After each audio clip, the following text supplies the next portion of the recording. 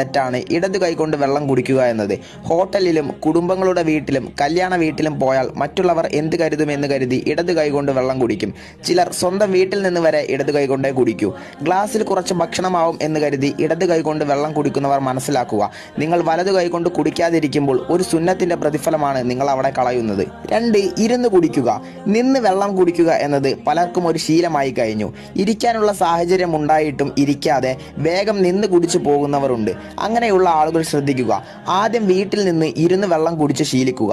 ആ ശീലം എവിടെ നിന്ന് വെള്ളം കുടിക്കുമ്പോഴും ഇരുന്ന് കുടിക്കാൻ നിങ്ങളെ സഹായിക്കും. 3. ബിസ്മി ചൊല്ലി വെള്ളം കുടിക്കുക. എല്ലാവരിലും കണ്ടുവരുന്ന ഒരു കാര്യമാണ് ബിസ്മി ചൊല്ലാതെ വെള്ളം കുടിക്കുക എന്നത്. വെള്ളം കുടിക്കുന്നതിന് മുമ്പ് ബിസ്മില്ലാഹിർ റഹ്മാനിർ റഹീം എന്ന് പറയാൻ പോലും സമയമില്ലാത്ത അത്രയും തിരക്കിലായി പോയോ നമ്മൾ. ബിസ്മി ചൊല്ലി വെള്ളം കുടിക്കൽ ഒരു ശീലമാക്കുക. 4. കുടിക്കുന്നതിന് മുമ്പ് ആ വെള്ളത്തിലേക്ക് നോക്കൽ.